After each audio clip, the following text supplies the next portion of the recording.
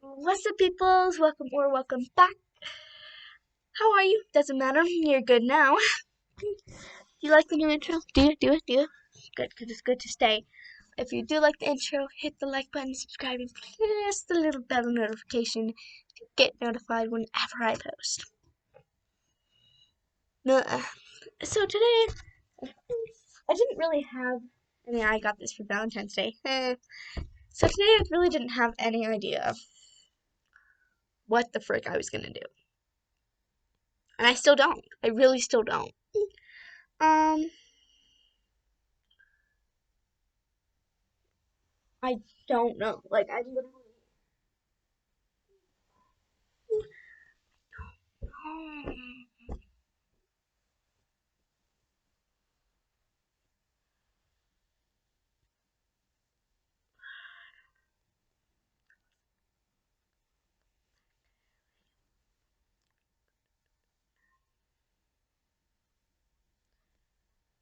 I don't know. Oh my god. Well, what if I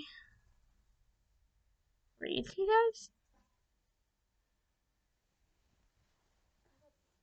But not Buddy? No, you're right. Not school. Harry Potter? Mm-hmm. Do you want it? Let me see. I don't have to watch this. But I think. Hey!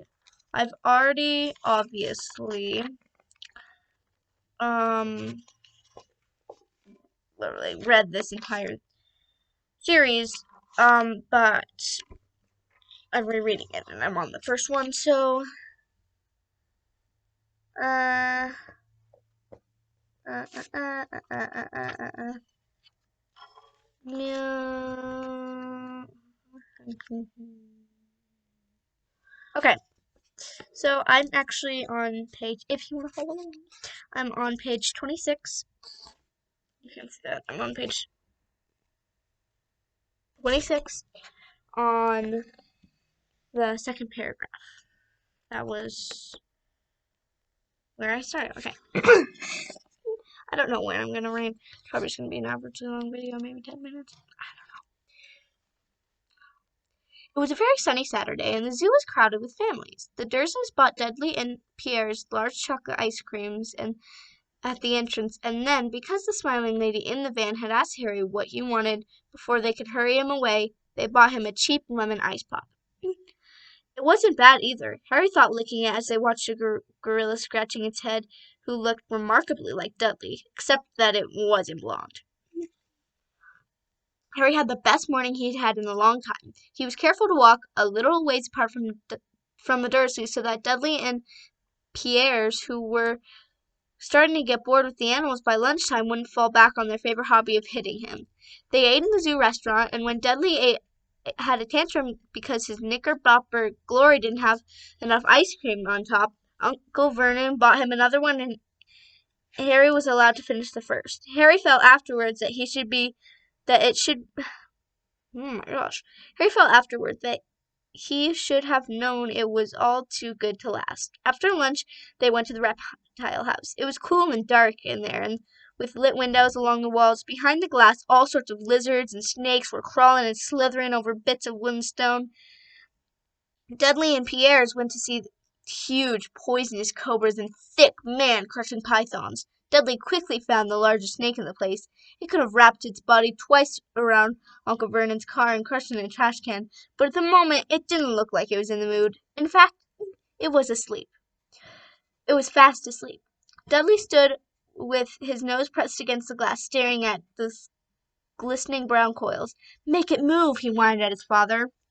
Uncle Vernon tapped on the glass, but the snake didn't budge. Hold on, I have something stuck in my throat. I'll be right back. So sorry. Where were we?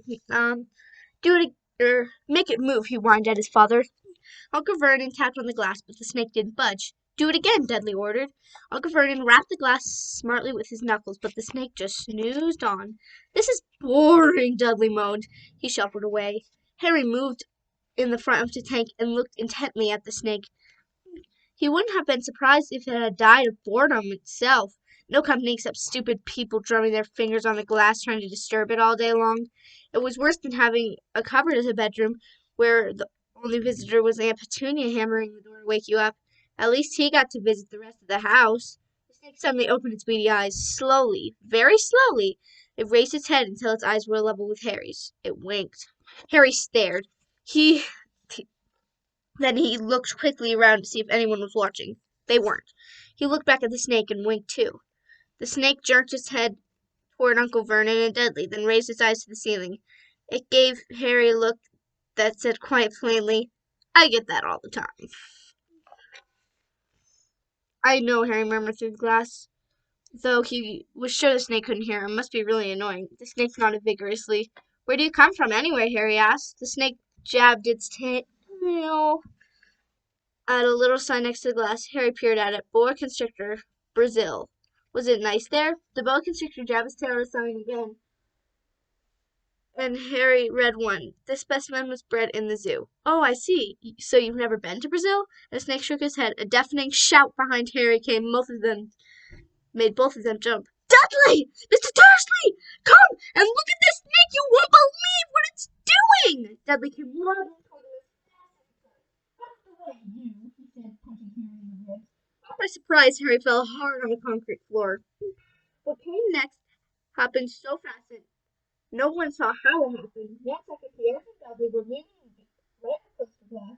Next, they left back to the house of horror. They sat up and gasped. The glass in front of the boa constrictor's tank had vanished. The great snake was uncoiling itself rapidly, slithering out onto the floor. People throughout the reptile house screamed and started running for the exits. As the snake slid swiftly past them, Harry could have sworn a low hissing voice said,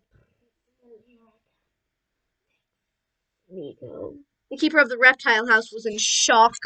I mean, I would be too, wouldn't you? But the glass, he just kept saying, "Where did the glass go?" The zoo director himself made an effort to a strong sense. He apologized over and over again.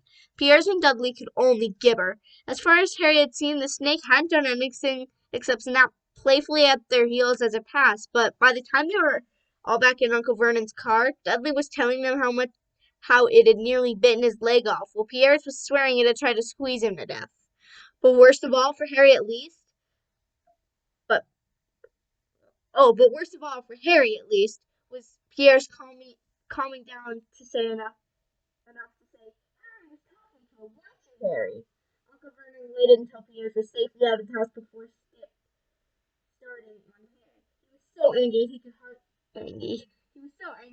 hardly speak. He made us say, "Go, cupboard, stay, no meals," before he collapsed into a chair.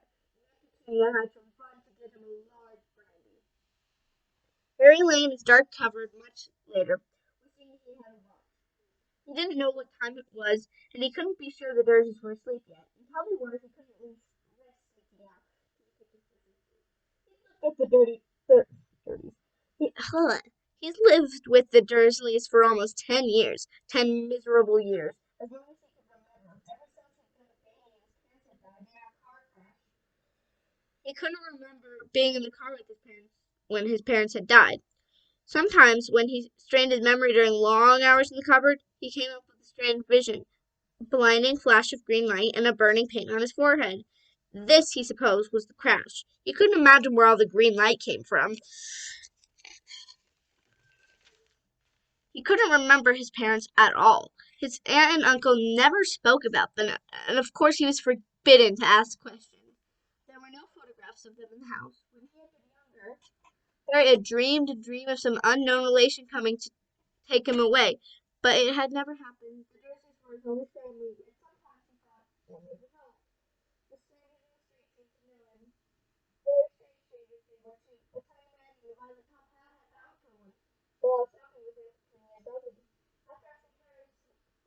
After asking Harry furiously if he knew the man, Aunt Petunia had rushed them out of the shop without buying anything. Wild old woman dressed in all green was merely at him on a bus. A bald man in a very long purple coat had actually shaken his hand in the street the other day, and then walked away without a word. weirdest thing about all these people was the way they seemed to vanish the second Harry tried to get a closer look. At school, Harry had no one. Everybody knew that Dudley's gang hated that odd Harry Potter in his baggy old clothes with the broken glasses, and nobody liked to disagree with Dudley's gang. So that's actually the end of this chapter, which is chapter 2. The next chapter is chapter 3, The Letters from No One. So you guys, can let me know if you actually want me to read. I think that's probably all we're gonna read for today. I hope you enjoyed this. I really didn't know what to do, but I'll see you guys one day. Bye.